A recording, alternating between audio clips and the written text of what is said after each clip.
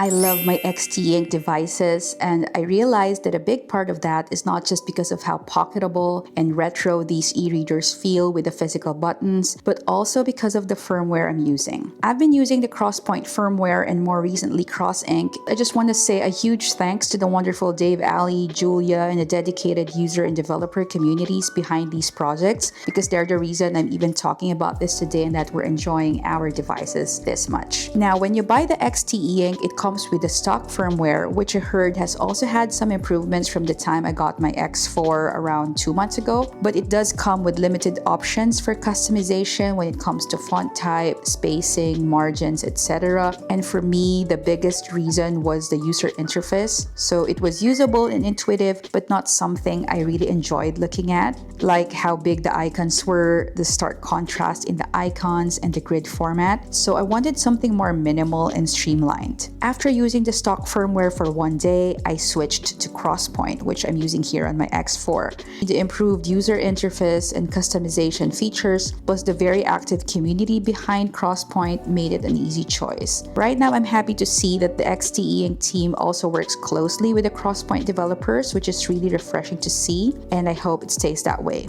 And as of the time of this recording, Crosspoint has released version 1.4, which I'm on right now, and this allows for the addition of bookmarks, which is a useful feature for an e-reader like this. So a week ago, I installed the Xteink fork, which just means in layman's terms that it's based on Crosspoint source code with just a layer of added code for extra features. And when installing, this means that if you want to get Xteink, you'll also have to first install Crosspoint. So why did I eventually switch from Crosspoint to Crossink? And the main reason for my switch is to have reading stats, which Crosspoint doesn't currently have. But actually, I discovered that Crossink has more customization options. So here's my X4 with Crosspoint and X3 with Crossink side by side, so you can see the differences in the features. Let's start with the user interface. So in the home page, the main difference is that on Crossink, you have this extra menu to access the bookmarks across your books. So I'll get to that in more detail later. And then there are also additional UI themes on the Crossink. So let me just go to the settings here. So you can access the UI theme under display right here.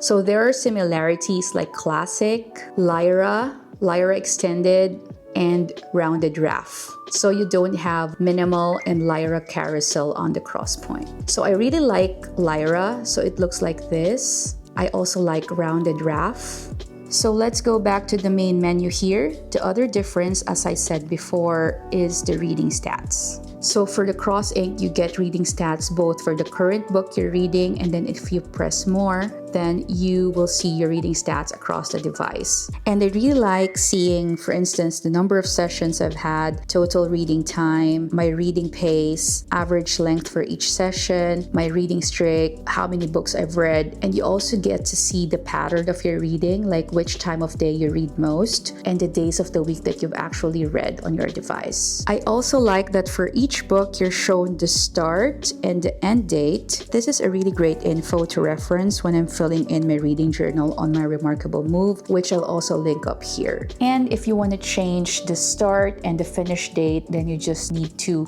choose Edit. You can toggle up or down to change the month, the date, and the year. Or if you want to toggle between the month and the date and the year, then you just press Next. Also, when we go to Settings, as you can see, Crossink has fewer options listed here because they grouped the options. So this makes the interface more clutter-free, but also you would need more presses to change the settings. So for instance, what I showed before with the UI theme, here you have to press down and then you can see all the options, while in Crosspoint, you can just toggle while you're in the same menu. Although I don't mind that extra step on Crossink personally, because navigating is just generally slower on the device anyway, because you have to toggle the physical buttons. The other thing on the display is the sleep screen. So for Crosspoint, you have the options of the book cover being your sleep screen, switching between the cover and the custom sleep screen that you upload, or a quick resume, which just means that it uses your recently read page as sleep screen. Then you have the usual dark and light. For the Crossink, I really like this extra thing that they added, which is the page page overlay. You can just upload a PNG or JPEG file. The white parts of the image will be transparent. Whatever page you're at on your device will show through in this white space. So I really like that. And when I'm reading a book, for instance, then it looks like that. How cool is that, right?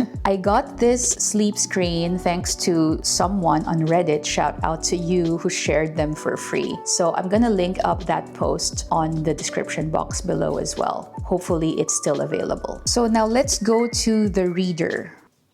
So this is where everything related to fonts and reading experience can be changed. So for Crossink, you have 3 fonts pre-installed. So you have Lexendeca, Bitter, and Chair Ink. And then for Crosspoint, you have Noto Serif, Noto Sans, and that's it. The font size is also adjustable for both, but the main difference is that in Crosspoint, you get 4 categories. You can just toggle between medium, large, extra large, and small. But in Crossink, when you flash the firmware, you'll first be asked what font size you want to load. You can choose between the font size ranges, as they're called, like teensy, tiny, extra large, no emoji, and all. I actually downloaded tiny. Then that affects the font size that shows here. It will only show the ones that you have downloaded within that range. So for line spacing, it also gets more granular than Crosspoint. So you can use the slider to increase it by 1%, decrease it by 1%, which is fine, I guess, if you really want that level of personalization or customization. But for me, I don't really need that. I just find it overwhelming. Unlike here that you can just choose between wide, tight, normal. So I like that for Crosspoint. Both of them also has the option to show a progress bar for either the chapter you're currently reading or the entire book, as well as time left to read. So that's good. And for both of them, going back to the main reader menu, have the bionic reading option. So what it does is that it highlights the first letters. So it anchors your eyes when you're reading through the text, and then it just supposedly would make you read faster. In Crosspoint, you also have that feature, and it's called focus reading here. So let me show you. Yeah. This is quite confusing for me to have to navigate at the same time between these two devices. Okay, so anyway, let's go to controls. For both of them, it's more or less the same. You can remap the buttons and change the settings that you can see here. So I'm not going to go deeper into that. And then the system is also more or less the same. You have the time to sleep. So you can see all of that here in Crossink under device here. And then co-reader sync, SD card firmware update, all of that here. So before I talked about reading stats, so when you go on settings in Crossink, so here you have the controls for that, like automatic backups, if you want to reset your all-time stats. Now, when we're in a book specifically, you also have a menu that you can activate. So let's just go to this book. So when you long press the select button, you'll get this menu. This quick menu lets you select chapters, toggle auto turn page, go to a specific percentage of the book you're reading. You can also take screenshots, but here you can also do a quick screenshot by pressing the power button and the side button. For both Crosspoint and Crossink, you can access your bookmarks from this quick menu. So here that would be view bookmarks, and then here that would be just bookmarks.